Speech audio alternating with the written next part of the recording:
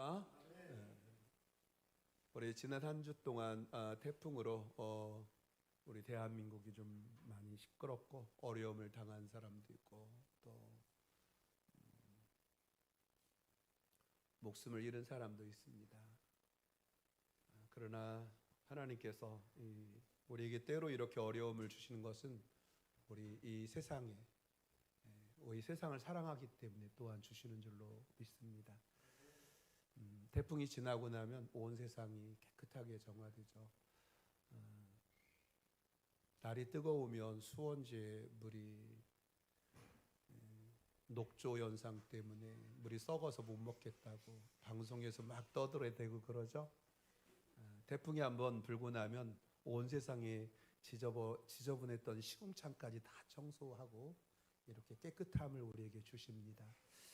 하나님이 내게 환난을 주고 어려움을 주고 고통을 주는 것 같지만 그것을 통해서 나의 마음을 청소하시고 나를 정결케 하시고 나를 하나님 앞에 겸손하게 하시고 나의 교만을 깨뜨리시고 나를 하나님 앞에 서게 하는 줄로 믿습니다. 오늘 룻기의 가정에도 많은 어려움들이 있었죠. 룻기의 가정에 보면 남편이 죽고 두 아들도 죽었어요. 어찌 그럴 수 있습니까? 하나님, 우리 하나님께 항변할 수 있는데요. 하나님의 뜻이 어디 있는지 모르지만 오늘 말씀을 통해서 함께 은혜를 나누기를 원합니다. 오늘 나에게 남은 것은 무엇입니까? 라는 제목으로 함께 은혜를 나누기를 원합니다. 이솝 우화에 우리가 잘 아는 이런 이야기가 있어요. 굶주린 여우가 포도밭을 지나가게 되었습니다. 포도가 탐스럽게 열렸지만 여우는 그 밭으로 들어갈 수가 없었습니다. 들어갈 구멍이 없기 때문입니다. 그러다가 여우가 조그만 구멍을 하나 발견했습니다. 그런데 그 구멍이 너무 작아가지고 당장 들어갈 수 없고 한 2, 3일 굶으면 들어갈 수 있을 것 같았습니다. 여우는 너무나도 먹음직스러운 포도에 침을 흘린 나머지 억지로 3일 동안 굶어서 몸뚱이가 아주 가늘어진 다음에 늘씬해진 다음에 포도밭을 들어갈 수 있었습니다. 간신히 포도밭에 들어간 여우는 맛있는 포도를 실컷 따먹었습니다. 그러나 그 다음이 문제였습니다. 여우는 들어갔던 하나밖에 없는 구멍으로 나오려고 하니까 너무 배불러서 그 구멍으로 나올 수가 없었습니다.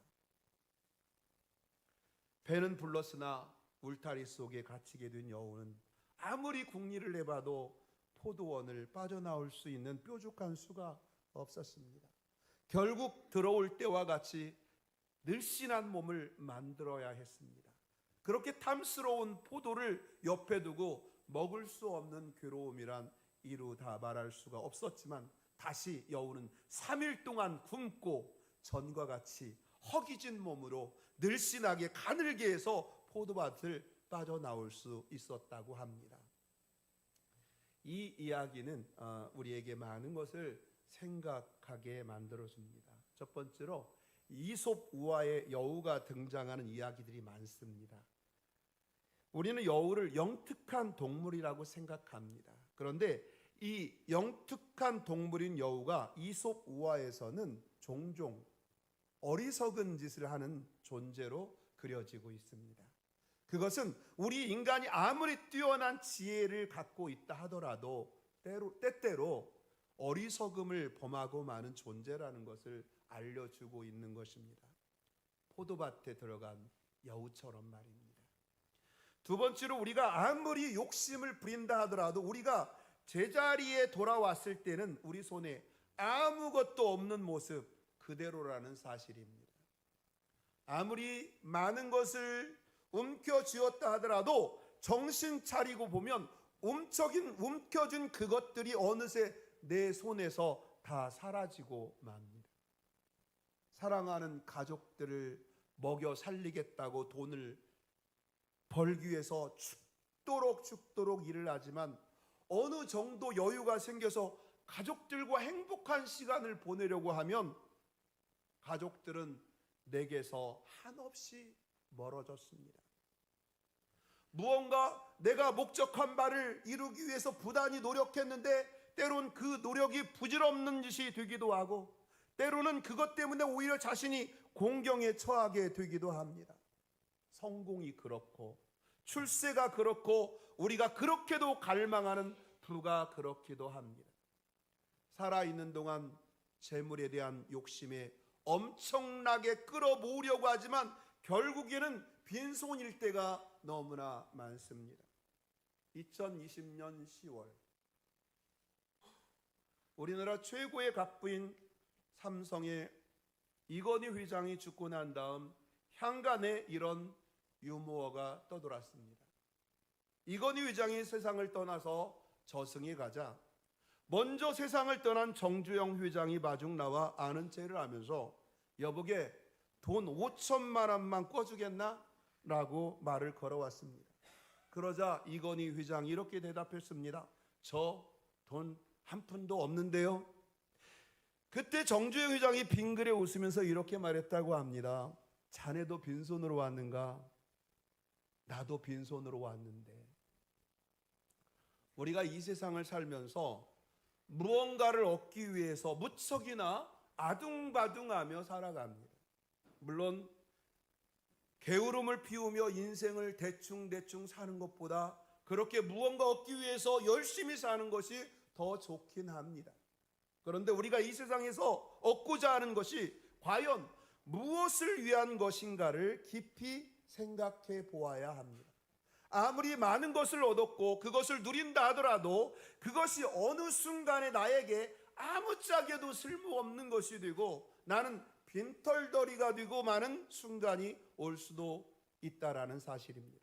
마치 포도밭에 들어간 여우가 눈앞에 있는 달콤한 포도에 취해 마음껏 먹어보지만 포도원을 나설 때는 아무것도 먹지 못할 때나 다름없는 모습으로 나와야 하는 것처럼 우리 인생이 그럴 수도 있습니다. 오늘 여기 인생을 힘들게 살았던 한 가족의 이야기가 나옵니다. 엘리멜렉의 가족입니다. 오늘 본문은 그들이 살던 시대를 사사들이 치리하던 때라고 말씀하고 있습니다. 여러분, 사사들이 치리하던 때가 언제입니까? 사사라고 하면 우리의 머리에 어떤 이미지가 그려지고 있습니까? 여호수아가 죽고 난 후 이스라엘 백성들은 하나님을 잃어버렸습니다. 사사기 2장 10절에 그 상황을 이렇게 말해주고 있어요. 그 세대의 사람도 다 그 조상들에게 돌아갔고 그 후에 일어난 다른 세대는 여호와를 알지 못하며 여호와께서 이스라엘을 위하여 행하신 일도 알지 못하였더라. 하나님께서 자기들을 위해서 무엇을 하였는지조차도 알지 못하는 세대가 당시 그 시대였어요. 하나님을 알지 못하기에 그들은 거짓된 우상을 섬겼고 죄짓는 것을 두려워하지 않았습니다. 사사기에서 반복적으로 말씀해 주듯이 그 시대는 강력한 리더십을 가지는 왕이 없어서 사람마다 자기 소견에 옳은 대로 살았다고 사사기 17장 6절은 말씀하고 있습니다.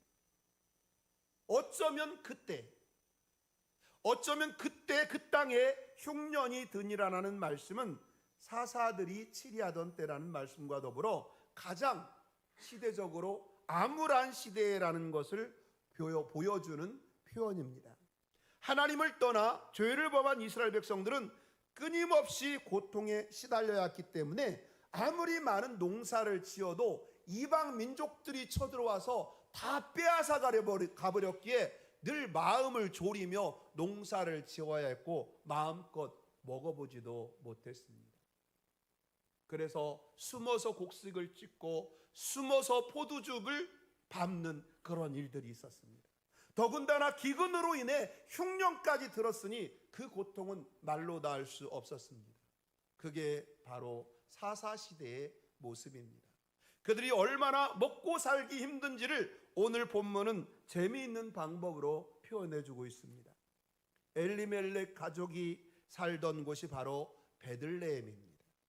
베들레헴이라는 이름의 뜻은 뭐냐면 떡집이라는 떡집. 베들레헴은 떡집이에요. 예수님께서 떡집에서 태어나셨어요. 생명의 떡으로. 할렐루야. 이 베들레헴에 이 엘리멜렉이 살던 곳이 베들레헴이었어요. 베들레헴의 이름은 떡집이에요. 떡집에 먹을 것이 없어서 먼 이국 땅으로 이사를 가야 했습니다. 얼마나 아이러니합니까? 아무리 먹을 것이 없어도 마지막 곡식이 남아있는 곳이 떡집 아닙니까? 사람들이 마지막 남아있는 곡식으로 먹을 것을 만드는 장소가 바로 떡집입니다. 그 당시 이스라엘에서. 그런데 얼마나 큰 흉년이 들었는지 이 떡집에서조차도 먹을 것이 하나도 없게 되었다라는 말입니다. 먹을 양식이. 떡집을 찾아서 떡집에서 다른 떡집으로 떠난다라는 것입니다. 오늘 본문은 그것만이 아닙니다. 그 이름들에서 당시 그들의 모습을 그려주고 있는데요. 흉년이 들어 먹을 것이 없어 떡집을 떠난 가족의 가장이 엘리멜렉이라고 소개하고 있습니다. 이 엘리멜렉이라는 말은 나의 하나님은 왕이시다라는 말이에요. 한번 따라서 해봅시다. 나의 하나님은 왕이시다. 엘리멜렉의 이름의 뜻은 나의 하나님은 왕이시다. 이 엘리멜렉이 태어났을 때 그의 부모가 그에게 나의 하나님은 왕이시다라는 뜻을 가진 이름을 지어줬어요. 말씀드린 것처럼 사사시대에는요, 왕이 없어서 사람들이 각자 자기가 하고 싶은 대로 하며 살았습니다. 여기서 말하는 왕은 단순히 정치적인 통치자인 왕만을 의미하지 않습니다. 사사시대 이스라엘 백성들은 하나님을 왕으로 인정하지 않았습니다. 왕이 없다라는 말은 그들이 하나님을 왕으로 인정하지 않았다라는 뜻이기도 합니다. 그런데 엘리멜렉의 부모는 그 아들의 이름을 엘리멜렉이라고 지었어요. 하나님이 왕이시라는 것입니다. 하나님을 왕으로 인정하며 살라는 것입니다. 그런데 하나님을 왕으로 인정하며 살려 할 이 엘리멜렉이 하나님께서 기업으로 주신 가나안 땅을 떠나 이방 땅으로 이사를 갔어요. 하나님이 통치하는 베들레헴, 하나님이 통치하는 그 가나안 땅을 떠나서 이방 땅으로 이사를 갔어요. 하나님이 나의 왕이시라면 하나님의 통치를 받아야 되는데 흉년이 왔어도 어려움이 왔어도 하나님이 나의 왕이시라면 하나님의 통치를 받고 그 고난을 이겨야 되는데 엘리멜렉은 이름값을 하지 못하고 약속의 땅을 떠나서 곡식이 풍부하게 난다는 모압이라는 나라로 이사를 가버린 것입니다. 가장 신앙적인 이름을 가진 엘리멜렉이 가장 비신앙적인 선택을 하고 만 것입니다. 그런데 이사를 간 모압 땅에서도 그 가족에게 고통은 계속되었습니다. 모압 땅에 거주한 지 얼마 되지 않아 가장인 엘리멜렉이 죽고 남은 가족은 어머니와 두 아들뿐이었습니다. 더군다나 남은 두 아들도 그 땅 모압 여인을 아내로 맞이했는데 그 아들마저 자식을 낳지 못하고 죽고 말게 됩니다. 두 아들이 자식을 낳지 못하고 결혼한 지 얼마 되지 않아 죽은 이유가 있습니다. 그 아들의 이름은 말론과 기론입니다. 말론이라는 말은 병약하다, 쇠약하다라는 그런 뜻이에요. 기론이라는 말은 수척하다라는 뜻입니다. 어떤 부모가 자기 아들의 이름을 환자, 삐쩍 마른 놈 그렇게 짓고 싶었겠습니까? 어쩌면 두 아들은 태어나면서부터 허약했는지 모릅니다. 그런데 그런 허약한 두 아들은 장성한 사람이 되어서도 달라지지 않았습니다. 그 두 아들은 결혼했음에도 불구하고 아이를 낳지 못했습니다. 그들이 얼마 동안이나 결혼한 생활을 했는지 모르지만 두 아들 모두에게 자식이 없었습니다. 그리고 그 두 아들일마저 낯선 이방 땅에서 죽고 말았습니다. 모압 땅에 산지 불과 10년 사이에 일어난 일입니다. 여러분 한번 상상해 보십시오. 흉년에 먹을 것을 찾아 나선다고 낯선 이방 땅으로 이사를 갔습니다. 잘 살아보려고. 그런데 얼마 지나지 않아 가장이 세상을 떠나고 말았어요. 당시 상황에서 가장을 잃었다라는 것은 가족의 울타리가 사라진 것과 다름이 없습니다. 그 가족에게는 너무나 슬프고 힘든 일이었음이 분명합니다. 그러는 사이 장성한 두 아들이 차례로 결혼함으로써 그 가정에 잠시 기쁨이 찾아옵니다. 그런데 그 기쁨이 이내 근심으로 바뀌게 됩니다. 결혼한 아들들에게 자식이 없었기 때문입니다. 오늘날이야 결혼하고서도 일부러 자식을 낳지 않겠다는 딩크족들이 많이 있지만, 고대 사회에서 자녀를 낳지 않겠다는 것은 생각할 수 없는 일이었습니다. 특별히 성경에서는 이 자녀를 많이 낳는 것이 하나님의 복이라고 말씀하고 있습니다. 반면 자녀를 낳지 못하는 것은 저주받은 것이라고 생각했기 때문에 결혼한 사람에게 자녀가 없다는 것은 여간 큰 근심거리가 아니었습니다. 그런데 이 가족의 아들 둘이 결혼을 했는데 둘 다 자식이 없었습니다. 그러니 그 가정의 근심은 이루 말할 것이 없었습니다. 그런데 문제는 결혼한 두 아들에게 자식이 없다는 것에 그치지 않고 그 두 아들이 자식이 없는 상태에서 일찍 세상을 떠나고 말았습니다. 이제 남아있는 사람은 어머니와 두 며느리뿐입니다. 참으로 기구한 삶입니다. 그 중심에 나오미가 있습니다. 엘리멜렉의 아내인 나오미는 남편을 따라 모압 땅에 이사 왔고, 나의 하나님은 왕이시다라는 멋진 이름을 가진 남편을 잃어야 했습니다. 허약한 모습이던 두 아들이 결혼했지만 자녀가 없이 애를 태우다가 두 아들마저 세상을 떠나고 말았습니다. 그러니 나오미 마음이 어떠했을지 가히 짐작할 수 있습니다.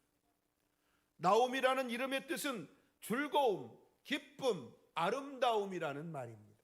기쁘고 즐겁고 아름다워야 할 인생이 나오미에게 기쁨이 사라지고 즐거움이 사라지고 행복이 완전히 사라지고 만 것입니다. 기쁨이라는 이름을 가진 여인 나오미에게 기쁨이 하나도 없는 상황이 되고 말았습니다. 그리고 오늘 본문 5절에 이렇게 한 단락으로 마감하고 있어요. 그 여인은 두 아들과 남편 뒤에 남았더라. 앞서 3절에는 나오미의 남편 엘리멜렉이 죽고 나오미와 그의 두 아들이 남았으며 라고 말씀하고 있어요. 이때까지만 해도 그래도 낫죠. 비록 의지하던 남편은 세상을 떠났지만 의지할 수 있는 두 아들이 남았기 때문입니다.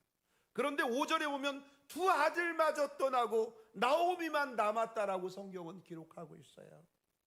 물론 두 며느리가 남긴 남았습니다. 그런데 말씀드린 것처럼 고대 사회에서 남자가 없는 가정은 울타리 없는 가정과 같았습니다. 어렵고 힘든 일을 당할 때 버팀목이 되어줄 존재가 없기 때문이었습니다. 그러기에 남편에 이어 두 아들까지 세상을 떠난 후에 뒤에 남은 나오미는 그저 홀로 남아있는 존재가 아니라 자신을 보호해 줄이 하나도 없는 존재로 남게 되었습니다. 여러분, 오늘 이 가정의 문제는 어디서 시작되었을까요?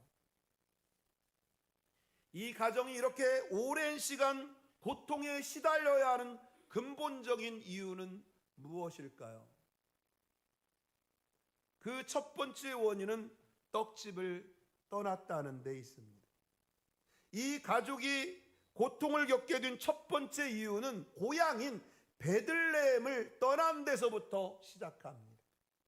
우리도 종종 나오미의 가정처럼 더 나은 삶을 찾아서 떠나기도 합니다. 지금 있는 자리를 떠나 이동하면 더 좋은 환경이 있을 것이라고 막연한 기대를 갖기도 합니다. 요즘 젊은이들은 부모의 품을 떠나면 좀 더 자유롭고 내가 하고 싶은 것을 마음껏 할 수 있으리라 생각하고 부모 곁을 떠나는 사람이 있습니다. 농촌보다 도시로 가면 그래도 먹고 사는 것이 더 나을 것이라고 생각하고 지방 도시보다 대도시의 삶이 더 멋지고 화려할 것이라고 기대하고 삶의 자리를 떠나는 사람도 있습니다.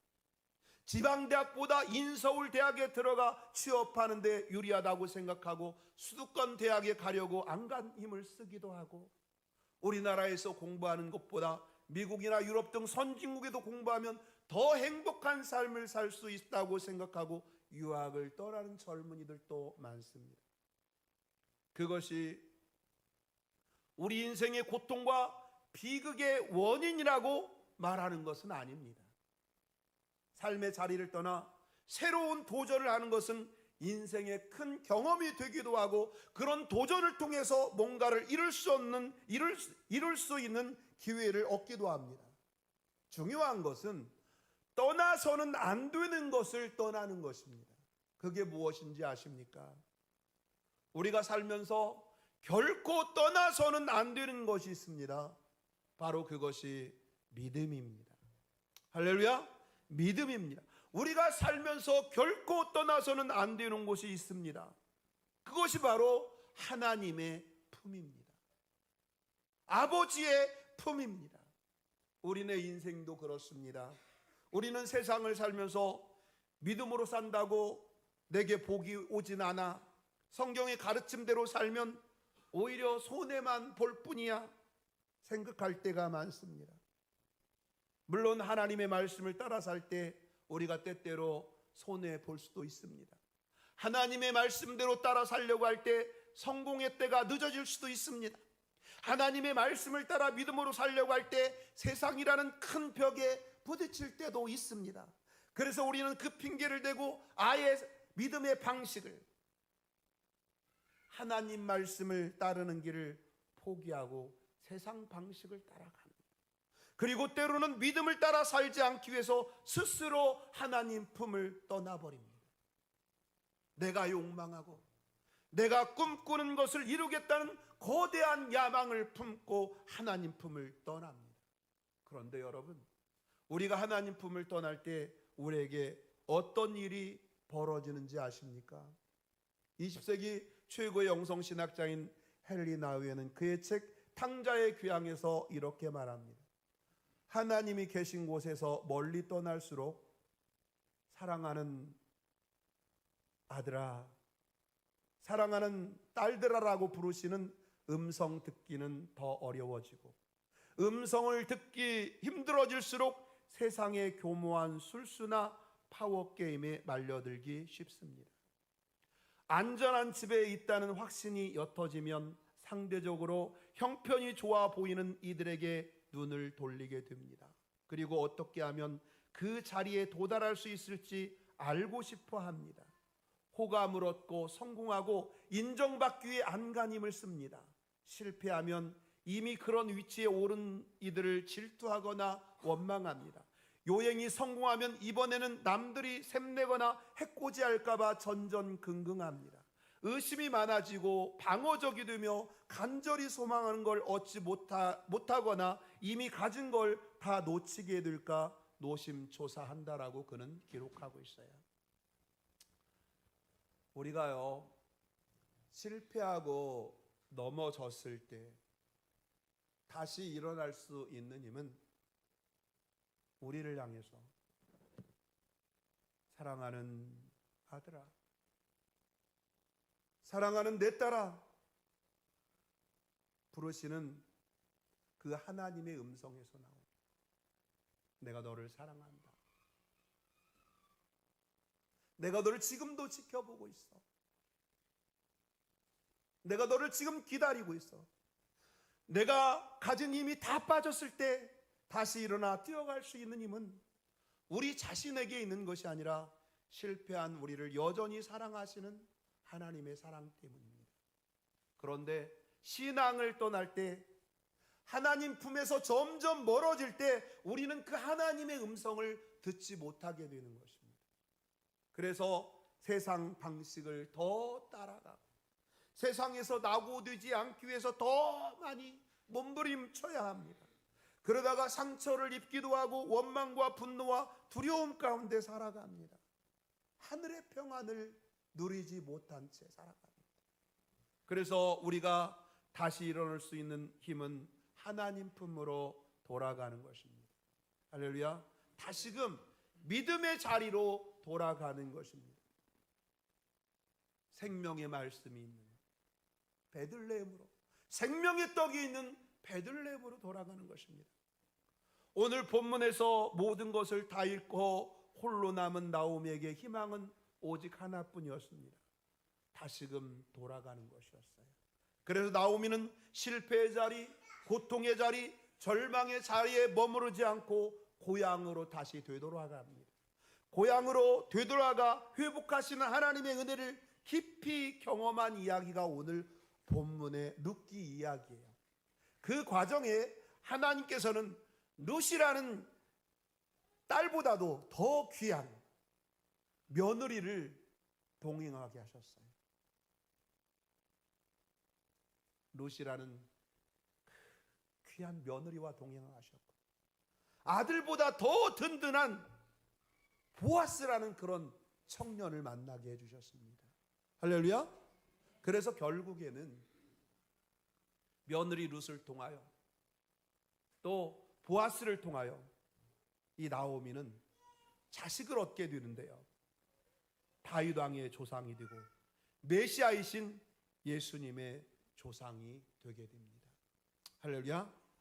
주변에 아무도 남아있지 않고 홀로 있던 나오미지만 그가 고향으로 돌아갈 때 하나님께서는 그의 모든 삶을 회복시켜 주셨을 뿐만 아니라 더욱 풍성한 복으로 함께해 주셨음을 오늘 룻기서를 통해서 우리는 알 수가 있습니다. 여러분, 그 여인은 두 아들과 남편 뒤에 남았더라는 말씀은 참 가슴 아픈 표현입니다. 남편도 보내고 두 아들도 보내고 그 뒤에 나오미만 홀로 남았더라. 그 말씀 속에 우리가 상상하는 것 이상의 고통이 숨겨져 있습니다. 고향을 떠나면서 가졌던 두려움, 낯선 땅에서 사랑하고 의지했던 남편을 먼저 떠내보내야 하는 고통, 마지막 희망이었던 두 아들이 하나하나 자신을 떠나갔을 때 느껴지는 절망과 통고, 그 모든 것에 대해서 성경은 침묵하고 있습니다. 그렇지만 그 상황이 얼마나 막막하고 힘들었을까요? 그때 나오미는 얼마나 하나님 앞에 절규했을까요? 그런 것에 대해서 성경은 아무 기록도 남지 않습니다. 그냥 남겨졌다는, 나오미 홀로 남겨졌다라는 말 한마디로 표현하고 있어요. 여러분, 우리에게도 그런 때가 있지 않습니까? 내 주변에 정말 아무것도 없는 것처럼 보입니다.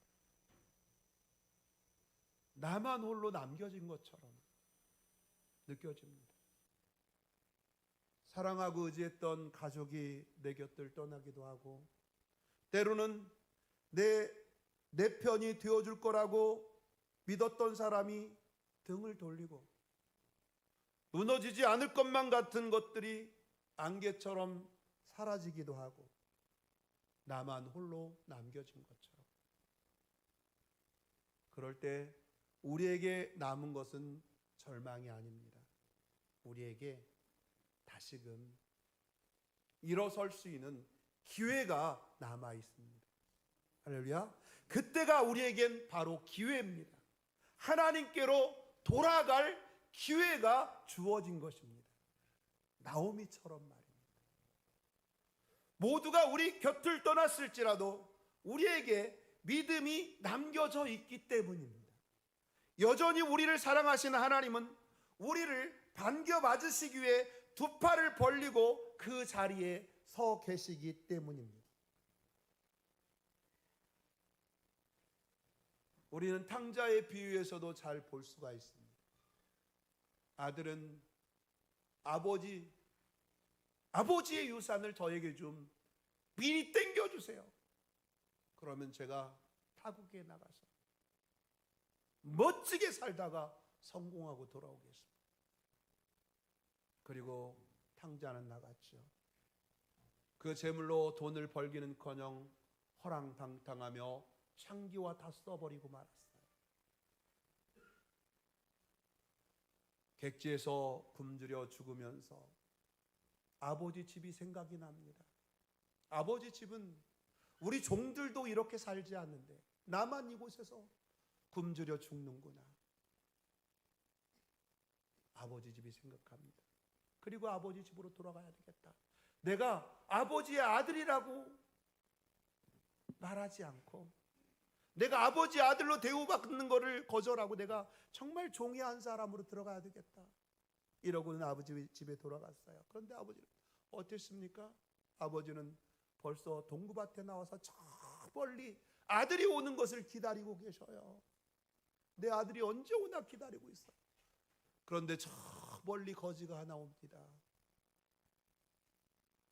이 아들은 돼지를 치고 있었잖아요. 저 멀리 거지가 하나 와요. 보니까 영락없이 오는 것을 보니까 거지 같은데 아들 같은 거예요. 그래서 이 아버지는 막 달려가서 그 아들을 껴안잖아요. 돼지우리에서 둥글고 온 그 아들을 껴안고 입을 맞추고 기뻐하면서 죽었다 돌아온 내 아들, 다시 얻은 내 아들, 이러면서 잔치를 베풀면서 목욕을 시키고 새 옷을 갈아입히고 가락지를 끼워주고 신발을 시키고 온 동네를 사람들을 초청해서 잔치를 베풉니다. 한마디 하지 않습니다. 너 돈 어떻게 썼느냐? 너 어떻게 살았느냐? 한마디도 묻지 않습니다. 그냥 오는 것을 기뻐하며 맞이하며 함께 온 동네 사람과 함께 그 아들을 맞이해 주었어요. 어떤 큰 부자 할머니가 예수를 믿게 되었습니다. 어느 할머니는 손녀의 손을 잡고 시내에 나갔습니다. 할머니를 보고 불쌍한 사람이 도와달라고 손을 내밀었습니다. 얼마를 그에게 주고 가는데 또 다른 사람이 도움을 요청합니다. 그에게도 동정을 베풀었습니다. 구세군의 자선 낭비에도 돈을 집어넣습니다. 그리고 만나는 사람마다 할머니는 동정을 베풀었습니다. 그러자 함께 갔던 손녀가 말합니다. 할머니, 오늘은 참 손해를 많이 보시네요. 할머니는 손녀가 알아듣든 못 알아듣든 이렇게 말합니다. 내가 예수 믿은 후에 급한 성격도 버렸고 남을 흉보던 말도 다 버렸단다. 세상 쾌락도 욕심도 이기심도 질투도 남을 비판한 마음도 다 버렸다. 이제 나에게 남은 것은 오직 예수님 뿐이란다. 손녀가 알아듣든 못 알아듣든 그렇게 얘기했다고 합니다. 여러분, 그렇습니다. 우리에게 예수님만 남아있습니다. 믿음만 남아있습니다. 손해볼 거 없습니다. 두려울 것도 없습니다. 우리 홀로 남겨진 자리, 그 자리는 하나님 품으로 돌아갈 자리입니다. 여러분, 고독합니까? 쓸쓸합니까? 아니면 힘이 없습니까? 정말 고통스럽습니까? 소망이 보이지 않습니까? 앞이 깜깜합니까? 그 자리가 바로 하나님 품으로 돌아갈 자리입니다. 예수님이 내게 남아있음을 믿음으로 볼 수 있는 자리입니다. 여러분, 지금 나에게 남아있는 것이 무엇입니까? 모든 것이 다 사라져도 결코 사라지지 않고 남아있는 것이 바로 있습니다. 바로 우리가 돌아갈 아버지의 품이 우리에게 있습니다. 우리를 품어주시는 그 하나님의 품, 우리를 사랑하시는 주님은 여전히 우리 곁에 남아 계십니다.